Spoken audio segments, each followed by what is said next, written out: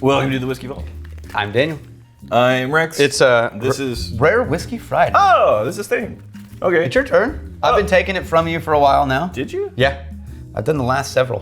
Have you though? Every time you're like, let's see if you can do it. As if it's never happened before. You have like a 6-day memory loss window. Yeah. I think you're wrong.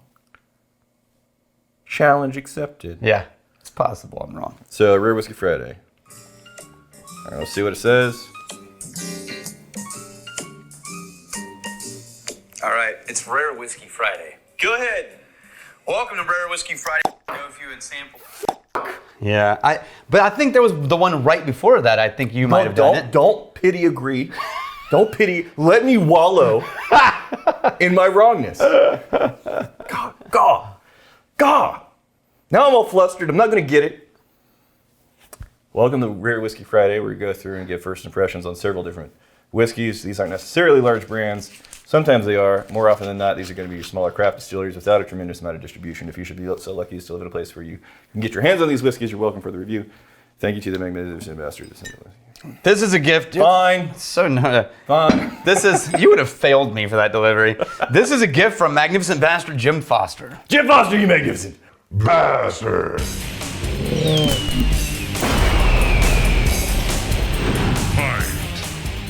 So this is Horse Soldier Bourbon, which is a story I've always known, but I didn't realize they had their own whiskey distillery. Mm-hmm. So you know the Horse Soldiers? You ever heard about this? This is recent. Post 9/11, they sent a team of special forces dudes. Are they called cavalry? Green Berets. Okay. Who went into Afghanistan to try to... Is that an embedded coin? Yeah. Who went into Afghanistan to try to basically get the bad guys themselves. Yes. And they did it on horseback. And they ended up fighting on horseback in Afghanistan. Did some amazing shit. Right? When they came back, if you go to, when I was in New York, there's a whole thing in their honor, the horse soldiers, what do they call it now? The Hall of Memory. So is this some type of... It's bourbon. Is it basically just in honor of, or is there some type of connection? No, those guys came back and started this distillery. Oh, right on. Yeah. Very cool. And so they're doing their own stuff, but they're not distilling at a large scale for the bourbon. Right. They partnered with Middle West. Remember how we had those guys a bunch? They're up in Ohio, and they source bourbon for a bunch of different smaller brands. Okay. So this is Middle West whiskey. They are technically in St. Petersburg, Florida. See, look, there's some interesting things happening here with the fiddly bits. I know this is relevant. This is what most people want to know. So this is super nerdy. But the bottle has this tiny little opening. Look how tiny that is. That's tight. And then you got the cork with some type of embedded coin, right? Which I've been wanting to do forever. Yeah, we can do it. It's just expensive. So can we? Yeah. Okay. It's just expensive. What's it? So they said evidently this is a part of a, what do you call it? Not a cast. A whiskey. No, when you cast. It's a whiskey, Daniel. What do you call it when you have a custom a mold? So the mold that they used came from metal from the Twin Towers. There's no mold in whiskey. Evidently. Really? Yeah. Ah. Pretty wild, right? Yeah, that's very cool. They actually went all fiddly bit. They got like the glass little, what is that? A spear and an axe, and then you got like this. Anyway, portions of this bottle. This is a metal label here. Portions of this bottle go to maintaining the plaque in New York. If there were an audience. Look at that major. Is that Mark? This is hard because it's signed. Very cool. Jim Foster. If there were an audience for it, I would really like to just pick apart the designs of bottles and labels and fiddly bits. You need to be a design company. Yeah. This is your side YouTube channel. Yeah. That gains you credibility on design. Yeah, actually, if you're a design company. That'd be amazing. That'd actually be really smart. Just a free. Yeah. You tap into a niche that, anyways, here we go. So 65 corn, 30 rye, 5 malted barley, at least 2 years old. It's a very present nose. We actually have, I think, a Middle West bottle, like their own release. Okay. But I don't know where it is. That isn't, for me so far, it's like an herbal cherry. Yeah, I could see that. My nose is slightly stopped up, and I wasn't able to find. And the bummer is, my left nostril totally fine, but I smell better from my right nostril. Oh, I really like the nose. There's like There it is. there's a nice, rich caramel note mixed in with this cherry with an herbal quality in there. Ooh. Oh, it's really sweet. Yeah. I was ready for it to be more woody from the nose than it is, or more herbal from the nose than it is.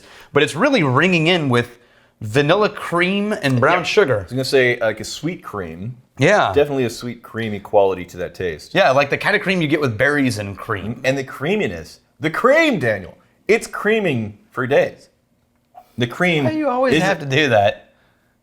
I can't believe you hassle me about puns, but your go-to is crude humor innuendo. Somebody needs to get their mind out of the gutter. Innuendo is... Somebody is just living such a perverted... Innuendo is even worse than puns. Immature It's even life. lazier than Look, puns. I'm being totally... It's in the category of that's what she said. Totally... Oh my gosh. Being totally straight-faced here.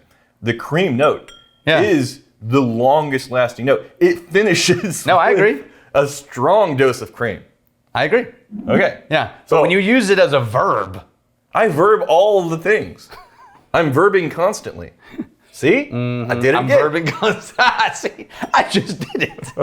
Well, that was like a meta verbing. But yeah, I think that's going to be the note that I think is the most interesting, and That's it's the longest. It carries you all the way through. That's hella drinkable. Okay, let's move on to the next one, which is Boot Hill Bourbon. And then I go back a second time. Also, Jim Foster. Some breadiness, some baking spices. Jim Foster, you magnificent bastard. Well, we already bastarded him. Does he get it twice in one You video? just yelled at me. I know. All right. I didn't clarify. This was so tasty, you got bastarded twice. Okay, there you go. That's fair. And like a sugared, almost a jammy fruit. Ow. All right, we'll talk about this now. Yeah, so Boot Hill. Hill. Distillery. This is Roger Kelman and Hayes J. Kelman, father-son. They are farmers and distillers. The Okay. stuff in this bottle goes from their farm to their bottle. That's the tradition that's been going on forever. Thousands of years. That's what they typically did, if I remember. Farmer correctly. brewers, farmer distillers. Like they would make enough to survive, to sell, and then to distill. Is Dude, that right? Jim Foster got us batch 1. Nice. High wheat Kansas bourbon. 51 corn, 49% wheat. Okay. No malted It's barley. very, very weedy. So that means they used enzymes to kick off fermentation, most likely. Of course. Ooh, interesting. Everybody knows about the enzymes. Super dusty, The kicking off of the enzymes. kind of musty. It's at the same time, it is a bit sweeter and brighter in those notes than this was. What is that? Yeah, this is shiny and bright. It's not. Is it citrus? No, it's not citrus. It's You know what I'm getting? I'm getting some type of like slight smoky forest campfire type of deal. yeah, but it's back there, way back there. Because I would say, like you sometimes give that note of sandalwood. Yeah. And it's in that. It's closer to that than it is to smoke. It's in that fresh cut, really aromatic wood. Okay. Right? Dodge City, Kansas. Isn't that Tombstone? OK Corral, Dodge City? I don't know. I don't remember where OK Corral was. There is. Whew. Man, this is a hard one for me to put my finger on. Yeah, I can't figure it out either because it's not just antique-y, dusty. It's not just sweet. It's not really fruity or citrusy, but it's I'm going to say zesty. there's a whole wheaty char. There's a sweetness surrounding this whole wheaty char. You know what this reminds me of is when we opened up those packages of corn nuts. But if you put cinnamon sugar on them, like if there were a corn nut that was like a churro corn nut. I'm getting like a roasted quality to the nuts. Yeah, that's what I mean. Corn nuts are all that roasted. Maybe like a little bit of a street corn in there. Oh, I could see that. Yeah, The butter and the street corn, that charred Yeah. street corn. Huh, interesting. That nose was so weird. Ooh, I like the taste. See, again, I doubled down on this almost smoky, but not quite charry, whole wheaty. Now it's coming in with like agave syrup. It reminds me of the agave that we put into our new old fashions. That is really interesting. It's it seems like it's unique. Yeah. Without going so far outside the bounds of what you would typically expect in classic whiskey bottlings, that it's just weird. It's not weird. No, but it is unique. It's just an interesting angle. Yeah. Yeah, I like that. That is truly something I haven't had before, but without, like you said, without taking me out of the category. Yeah. Wow, cool. Okay. Let's do this one next. If I would have to say there's a note that the almost smoky quality is closest to, that a note that we've cited multiple times in the past, it's almost a wood burning kit. Almost. That's why I say almost sandalwood. Rex and Daniel thought the story was interesting. All female. Hope you enjoy. Cheers from Depot Bay, Oregon. Yeah. Jason and Shelby Maddox. What Magnificent bastards. What a great bottle shape. Rex needs to wear the avocado socks. Jason. They got you avocado socks. Oh, thank you. So, okay, we'll circle back. Okay. Jason and Shelby Maddox, you magnificent bastards.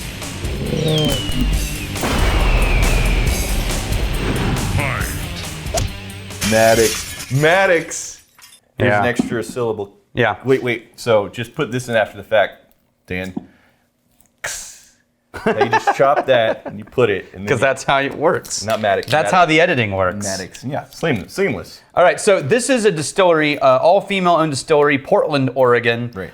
They don't make their own bourbon yet, or maybe they do, but they haven't released it. This is sourced bourbon. Right. And here's the thing: from what I looked up, there's a chance that this is a blend of 12-year-old bourbon and 3-year-old bourbon, then finished in Pinot Noir casks. Okay. That's Right? interesting. Yeah, from Elk Cove Winery. So, 70 corn, 20 rye, 10 malt. Yeah. But old and young, and not young. 3 years is decent for craft. So they sourced it, have no idea where they sourced it from. And then they put it in wine casks, Pinot Noir wine casks. Interesting. Yeah. Okay, so before we dive in, thank you for the avocado socks. Yeah. These are lovely. So the practical use of the tube socks, which is a critical element in any Magnificent Bastards arsenal. Blind tastings? For popping the cork off. For the bonking. Yeah. So on the Whiskey Tribe channel, Yeah, last week. right? Yeah. If you want a little bit of cushion, you don't take your shoes off. You look like a chump, flinging your whole shoe. You just carry a sock around with You you. just carry your specifically Your bottle wonking sock. your bottle bonking sock. It Yeah. gives you that cushion. Yeah. Okay, that's fair. That's part of the lexicon now. Pomp and circumstance, fanfare, bullshittery. And now it sticks. Let's see if that works. If you just say the words instead of doing the thing. Oh yeah, you just say the words. Say the Yeah, words. yeah. And I was like, oh, okay, that's part of it now. Oh, interesting. That's a funky bottle shape, man. That teardrop type of deal. That really is. This smells like MGP. This smells like our Eleanor when it first shows up. The base of it. Yeah. Yeah. And then around the edge, what did they proof this at? This is 46. Okay, 46%. So that layer on the outside, it reminds me of when we did wine and beer finishes on our MGP. Yeah. But there's a muted, soft note to this that's not in the younger stuff. For me, I'm getting like a little bit of a sweet tea and a softened molasses. Mm-hmm. Uh-huh. Yeah, which I always get from the... Did they write it on here? I didn't actually look this up. Oh, yeah. Distilled in Indiana. Yep. Yeah, so it is MGP. So most likely a base of MGP. And Right. then you're doing another... Well, no, it's a base MGP of 2 ages and finished in wine So casks. there's a 12, there's a 3, but you're saying... Yeah. Blend, then they finish in wine casks. Okay, so basically you do MGP, 2 different years, Yeah. and then you blend in a... And this is batch 7. Yeah, the thing is, though, anything that's rocking the MGP flavors, we're so familiar with it, and we're already fans of it. Mm-hmm. Yeah. Because MGP makes good whiskey.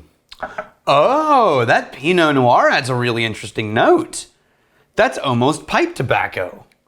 I wouldn't expect that from a Pinot. Flavor, like aromatic pipe tobacco, like the flavored kinds that are, named things. It's not heavy-handed either. No, it's subtle. It's not overly sweet or overly... That's really graceful. Yeah. That's a really light touch on MGP, but with a distinct impact. Now, you still find, in that MGP, you still find that brown sugar. You still find those classic notes that you're looking for. Yeah. But wrapped around this is like this subtle, interesting accent of, you're going aromatic, words, you're going aromatic pipe tobacco. Mm-hmm. Oh, it really turns that Pinot into a dessert wine. It's soft. It actually has the finish of wine. It feels like they kind of melted everything around the edges and then kind of let it... That's funny, because do you know what the picture was in my head? A friend of mine in California owns an Italian restaurant called Dell's, and they used to have that same thing you went to at all these mom and pop Italian places, which is the Chianti bottles with candles and like years of candle wax drifting down the side. Yeah. So when I took a sip, what popped into my head was those candle wax melted table centerpieces. Yeah. It's 46%. It's a reasonable ABV. And I think it's not low, but it's almost low. But the flavors are presenting. It's like, these are rich, very, very present. I really like that. Yeah, it's really good. But it does finish more like a wine than a whiskey for me. Like it has that soft, slightly like grape forward kind of sweet cling. Yeah. Instead of like the tannin or barrel or the proof, high proof cling. But I like that. It's my favorite of what we've had so far, ironically. Yeah. Even from MGP. Now this one I'm so excited about. This is Jeck White. Jeck White, you magnificent bastards.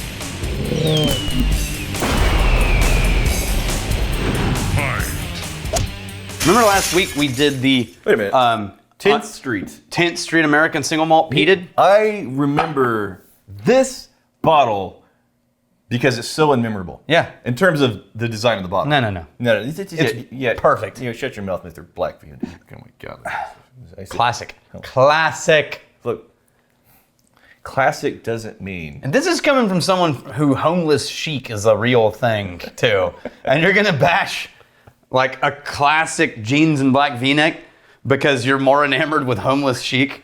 What homeless chic? Yeah. I bought this from a retail outlet. No. I did. No.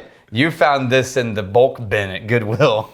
So, in all honesty, I've probably had this for 10, 11 years. It's still holding up? How are the sleeves? Are they fraying on the cuffs? Well, I mean, it never fit. Oh. But you roll them up. So, see, you roll them up, and then you get like this really... nice edge. Yeah, this thick line of sewing, that'll hold up well. Same thing with my cuffs. See? Mm-hmm. Sure. Like, you get halfway up the calf, you're never going to fray. How long are those pants? I don't know. I mean, that's like, you're not short, and those are like a good 6-7 inches of extra pant leg. So here's the... How is the waist fitting? Here's the genius of these pants. Yeah, how does the waist even fit you? The calf goes half... All right. The genius... I mean, those are like the boots from Robin Hood, when he's like got like the cuffed boots, you know? But in reverse, you're doing it on the pants. The genius of these pants is if I wanted to lounge, which I enjoy lounging, I could take my shoes off, unroll my pants, and my pants would also double as a sock. So you're saving money. You just have to drag your feet around everywhere you go. Don't pick up your foot. You just shuffle around. Yeah, just shuffle. And then goes down past the ankle. You are going to fit right up to the toe. So well at the old folks' home. Just, or you got your tennis pants. ball walker and your shuffled pants. Yeah. I don't like buying clothes. Anyway, sorry 10th Street. Do you enjoy buying clothes? I do. Then why don't you? I'm picky. I go to buy new stuff every month or so, and then I leave with nothing because nothing's right. I don't enjoy any part of the process, especially the trying it on. Like the handful of times in my life I've had to go buy something, I'll look at it, this is roughly my size, and then I'll get home and try it on. And if it doesn't fit or it's not, just workable, then it'll just sit in my closet for 15 years until I finally throw it away. Yeah. I don't want to be there. There's more interesting things to do. I love clothes. I love fashion, I love clothes, all this. This is not because this is what I prefer all the time. This is just because I get too much other shit to do. I'm just deeper and I don't want to say spiritual, but it's just the superficiality that you have That's what I'm known for. focus your life on. Superficiality. Yeah. All right, so we've had 10th Street single malt peated. I'm not saying all fashionistas are superficial. You're saying I am. But no, you and Fancy Dan is the most superficial person I ever met in my life. Like every other word out of his mouth is about like the latest Kardashian episode of The Bachelor, and this check out my new designer thing. What? Doesn't make any sense. What did he mean by this? Dan, It's just really remember when you warned me one time never piss off the editor when you were editing? It's problematic. And then look, the thing is, like I keep dominating him in these tests. These feats of strength. You're doubling down. And these I really want to drink this whiskey. And these feats you're still ranting. These feats of strength, they keep dominating him. It's like, man, I mean, I don't want to create a dynamic to where we're competing and I let him win. Because he needs to learn that with age and physical prowess, there comes a certain level of privilege. And that privilege usually manifests in the form of me dominating you, but it's not really, I don't mean to say that in an aggressive way. It's just that I'm better than you, we've established, but also Fancy Dan. Check and mate, you bitch. Ridiculous! Not only do I defeat Fancy Dan with feats of strength, I also meet him unflinching on the battlefield of his choosing. Fanciness! Yes. Dance for me, puppets. Yes! We done? Can we drink whiskey now? This is a gift from Magnificent Bastard Jeck White. I already did that. Did you? It's been so long. I forgot. I've lost track. It's fine, it's fine. I did it with vim and vigor and gusto, verve even. Okay, sure. Why not? It's fine. We had the peated version. This is their unpeated release. Wow, this is fruity. Man. Even more interesting than that, Super fruity. they shaved, toasted, and recharred their barrels that they aged this in. So is shave toasted exactly what I'm thinking? It's exactly what you're thinking. Okay. You open up a barrel, you shave out the layer, you re-toast the whole inside, re-char the whole inside, reseal it, refill it. I'd be very interested to know, like, the decision making. Mm-hmm. What is it about that process that they liked that they wanted to encapsulate, put into this whiskey? I think it could be an interesting combination of used and new oak impact, sort of blended. Yeah. Because you've shaved off a layer and recharred, right? But this barrel already held things. Okay. But you shaved off the layer that was in direct contact with it all the time. So you just wanted a more subtle impact, maybe? Yeah. Okay. So the fruitiness is the first thing that gets to me, but there's a layer underneath. Yeah, this is unbelievably apricot peach. But then under that is like a super space-sidey malt like, barley granola. Almost like this salt water quality. You ever had like just a little sprinkling of salt on some fruit? Mm-hmm. I mean, it really will wake it up. It does interesting stuff. Yeah, Anthony Dina showed me that. But I showed Anthony. Sure. I walked into his 5-star kitchen. Try that. And I said, Anthony, I'm going to change your life. This is wood tannin mixed with a honeyed fruit bowl. But not like strawberries and blueberries, but like peaches, apricot, like lighter fruits. You know what? I'm going to double down. Honeydew melon, maybe? On like this almost a salt water quality. Mm-hmm. And it's getting, it's threatening, it's teasing that it wants to have this earthy element. You know what I think it is? I think it's that the barrel is providing that little bit of peppery note, but it's coming across as salt when combined with all of the sweet fruit notes. Yeah, now don't get us wrong. The dominant note, the main hero note here is the fruitiness. Mm-hmm. But there's these layers interwoven throughout that make it complex and interesting. Damn, I really like that. Yeah, what was the proof on this? 46. Yeah, okay. Yeah, that's super nice. Anyway, well, that's the end of it. We only shot 2 episodes because I've got so much to do today, and we're 37 minutes in. That was 3 episodes. That was 2. That's 3. That was 2. We did 3. We did 2. Wait. We did the first one followed by Rare Whiskey Friday because I was trying to like keep this to a half hour. So what was the first? Jim Beam. And then we just did that? Yeah. I mean, we went on like a 4-episode rant on how you're better than Fancy Dan, but That was, let me put it this way. I think that was probably gratuitous because people already know that. There's no need for me to restate the obvious. because subtlety is your middle name.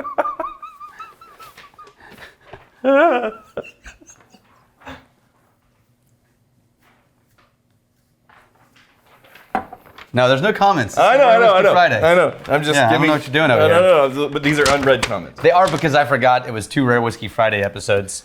Fair enough. Or 2, I mean, yeah, anyway. So, do you want to do the thing? Here's to fighting, stealing, and drinking. Well, that was look. That's the thing. But I wasn't going to do it. I was asking if you want to do it. And Why you got to take it back? Why, no take backs. No, and then you would give an opinion, and then we would discuss it. We would make sure that we landed on the appropriate decision. 40 minutes now. How long do you think I can go? Oh, I know. I know how long. Yeah. Here's the fighting, stealing, and drinking. If you fight for a You friend. steal, then you steal your lover's heart. And if you drink, may you drink with us.